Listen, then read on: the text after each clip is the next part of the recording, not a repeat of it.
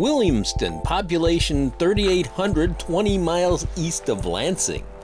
Kent Hall, Vietnam vet and community leader, has another meeting tonight. How you doing? Good, how are you? He served on city council, now he chairs the Parks and Rec Committee. Motion to excuse McGee and Wolf. Kent nominated me for mayor in 2016, and we've had the friendship has blossomed ever since. You've cut through the bureaucracy sometimes to make good happen, and so it's for the betterment of the community. Do you know the two most important days of your life is the day you were born and the day you figure out why. Mm-hmm. I figured out my why, and it's what I'm doing, and it feels good. Hall's why? Helping veterans cope with post-traumatic stress. His group, Honor for All, led by another Vietnam vet, Tom Mahaney. Now, Hall's story starts in Linden, near Flint. High school class president, top athlete, a champion pole vaulter. It was the 1960s. In college, he had a shoulder injury that needed surgery. I lost my deferment by dropping out for one semester. They snatched me right away. In the Army, he spent time in Europe. The back end of his tour? Vietnam. I don't know, about 2 o'clock in the morning. They started yelling incoming and started running. Well, I didn't know where to run. I didn't know where anything was. And so I followed the crowd, but I looked out, and I'm telling you, I never saw so many mortars and explosives go off. It was like it was fire all around. Post-traumatic stress? Hall didn't know he had it. The term didn't even exist yet. In Linden, he finished college, worked, became a city councilman, an upstanding citizen. So everyone thought. I was about 40 years old when I just couldn't take it anymore. I mean, you know, you lose a friend, you know, you're going to be sad.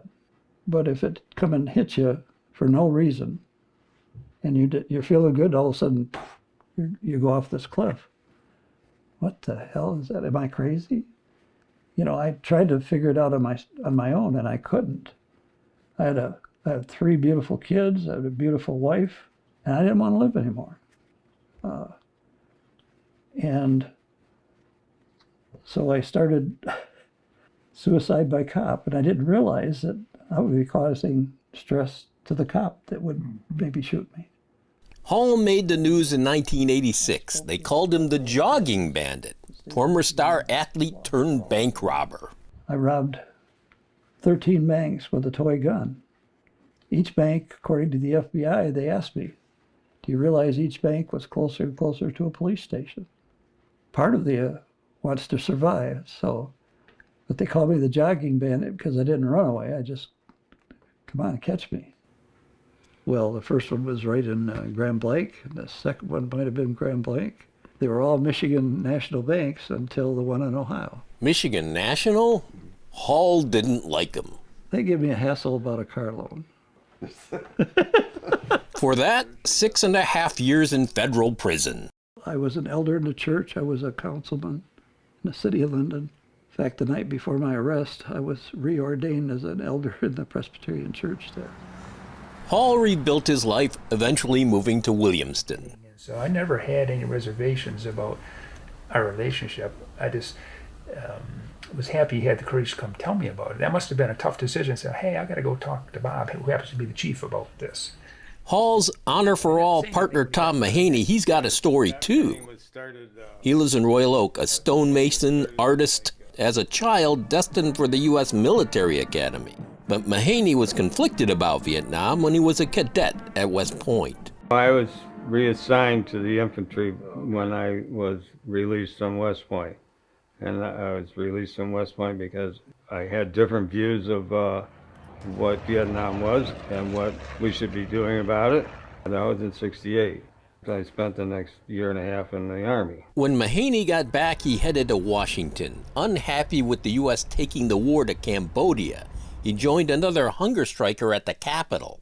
He'd hold other hunger strikes by himself, more recently against the stop-loss policy during Iraq and Afghanistan, forcing soldiers to keep serving long past their scheduled release dates. And he spoke about the high suicide rates among veterans. Suicides keep going.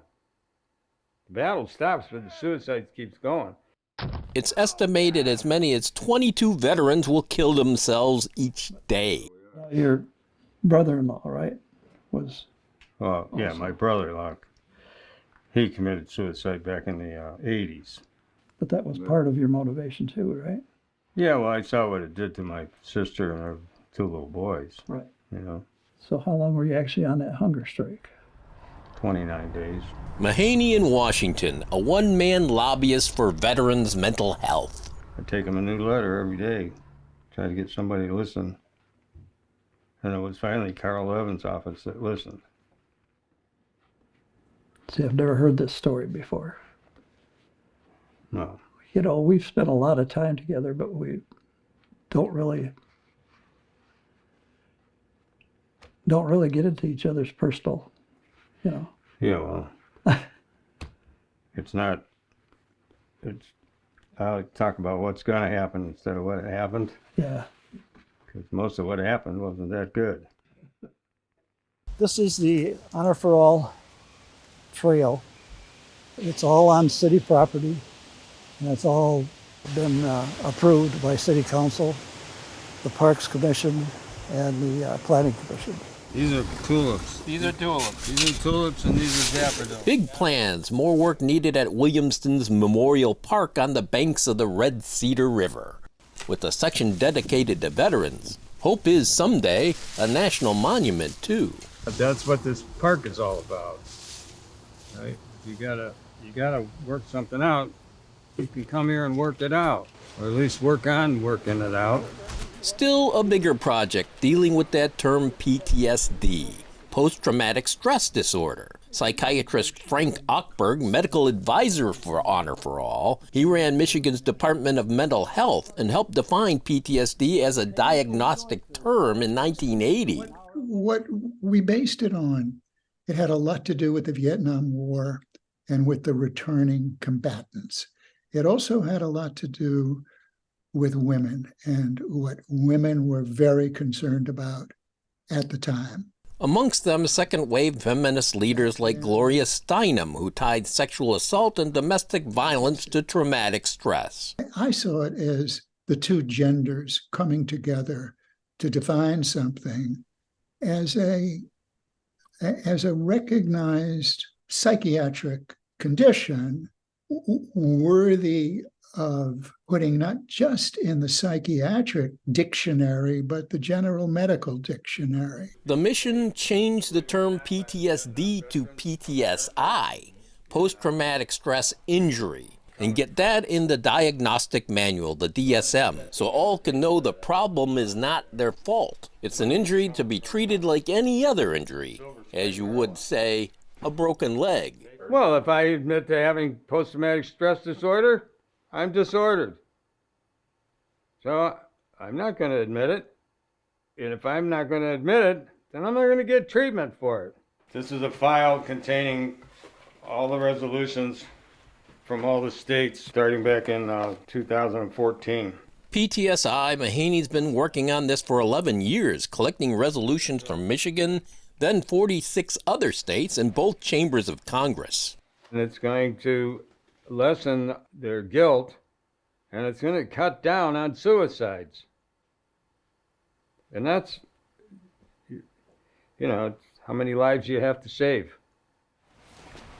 Okay, that's it for the crocuses. Tom Mahaney, Dr. Frank Ochberg, and Kent Hall have helped change some minds, but they want to change a lot more. So it's getting there, but it's not getting there quickly enough. So I want to show you my graphic here.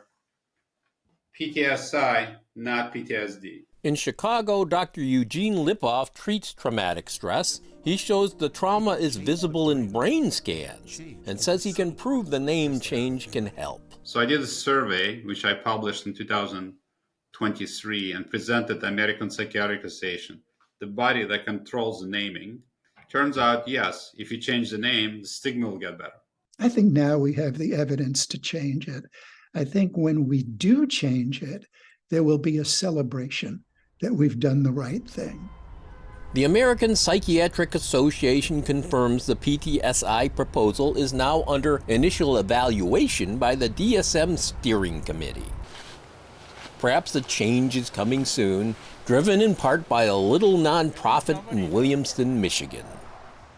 We have a wall of honor there, and all the people on the wall of honor died in action. And we're here to honor them today. But there's another bunch of people that might have died years later, even at their own hands possibly. And those are the victims of post-traumatic stress issue.